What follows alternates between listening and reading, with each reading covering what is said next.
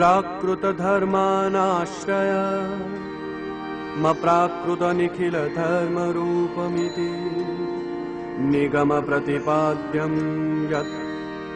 तच्छुद्धं सत्कृतिस्तौमि कलिकालतमश्छन्न दृष्टित्वाद्विदुषामपि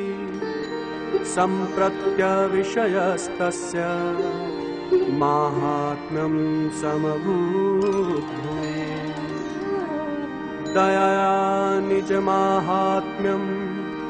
करिष्यन् प्रकटन् हरिः वाण्या यदा तदा स्वास्यं प्रादुर्भूतं चकार तदुक्तमपि दुर्बोधं सुबोधं स्याद्यथा तथा तन्नामाष्टोत्तरशतं प्रवक्ष्याम्यखिलागरुत् ऋषिरग्निकुमारस्तु नाम्नां छन्दौ जगत्यसौ श्रीकृष्णस्यं देवता च बीजं कारुणिकः प्रभुः विनियोगो भक्तियोगः प्रतिबन्धविनाशने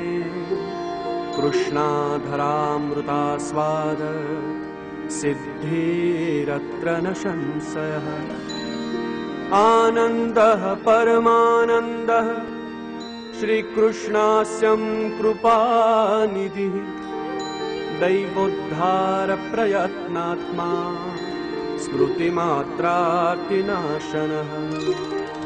श्रीभागवत गूढार्थ प्रकाशनपरायणः साकार ब्रह्मवादैक स्थापको वेदपारगः मायावाद निराकर्ता सर्ववादी निरासकृत् भक्तिमार्गाब्जमार्तण्डः स्त्रीशूद्राद्युत्रुतिक्षमः अङ्गीकृत्यैव गोपीश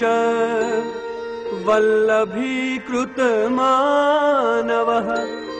अङ्गीकृतौ समर्यादो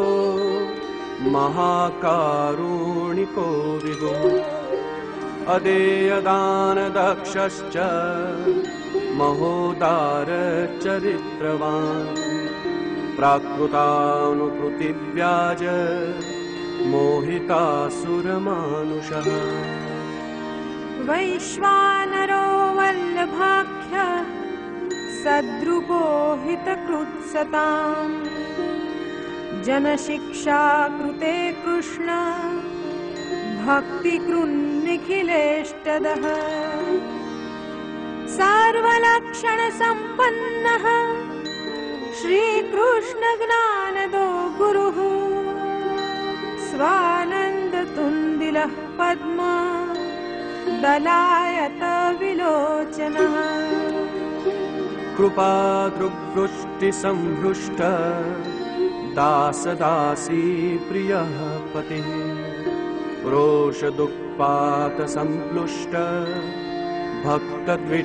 भक्तसेवितः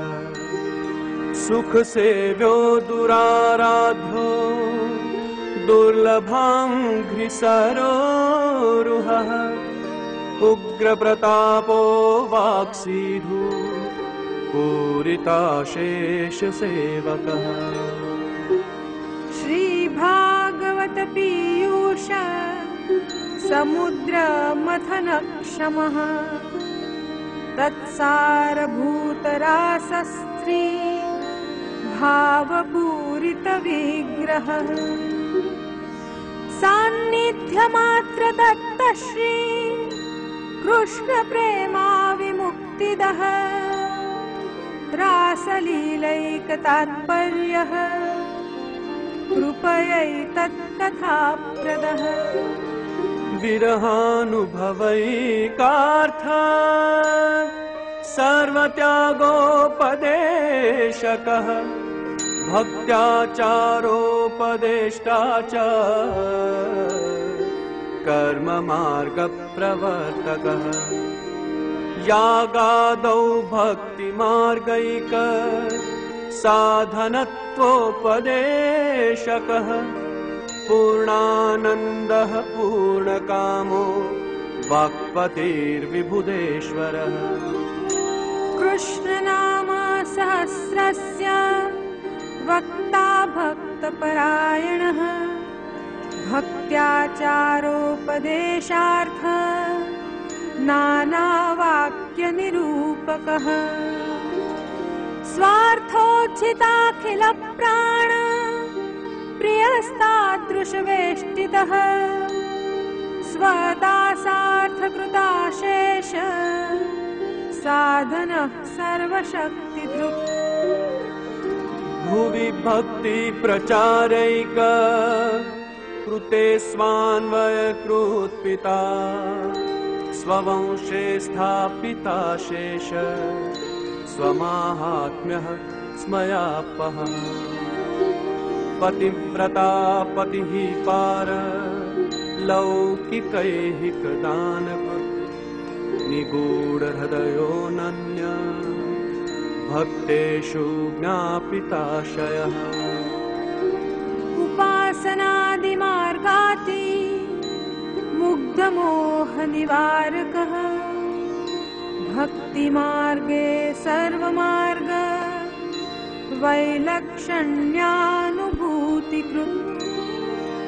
पृथक् शरणमार्गोपदेष्टा श्रीकृष्णहार्दवित् प्रतिक्षणनिकुञ्जस्थ लीलारससुपूरितः तत्कथा क्षिप्तचित्तस्तत् विस्मृतान्यो व्रजप्रियः प्रियव्रजस्थितिः पुष्टि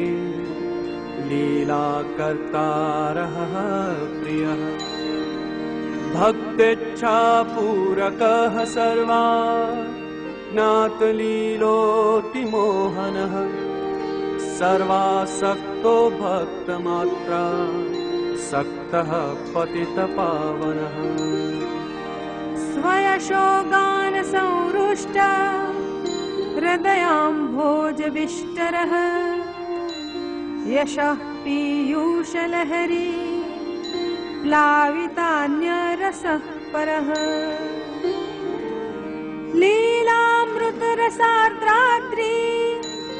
कृताखिल शरीरभृत् गोवर्धनस्थित्युत्साह तल्लीला प्रेमपूरितः यज्ञभोक्ता यज्ञकर्ता चतुर्वर्गविशारदः सत्यप्रतिज्ञस्त्रिगुणा तीतो नय विशारदः स्वकीर्तिवर्धनस्तत्त्व सूत्रभाष्य प्रदर्शकः मायावादाख्यतूलाग्नि ब्रह्मवाद निरूपकः अप्राकृताखिला कल्प भूषितः सहजस्मितः त्रिलोकी भूषणं भूमि भाग्यं सहजसुन्दरः अशेष भक्त सम्प्रार्थ्य चरणाब्जरजोधन इत्यानन्दनिधेः प्रोक्तम् नाम्नामष्टोत्तरं शतम् श्रद्धा विशुद्ध बुद्धिर्यः पठत्यनुदिनं जनः सततेकमनाः सिद्धि मुक्तां प्राप्नोत्यसंशयः तत्प्राप्तौ वृथा मोक्षस्तदाप्तौ तद्गतार्थता अतः सर्वोत्तमं स्तोत्रं जप्यं कृष्णरसार्थिभिः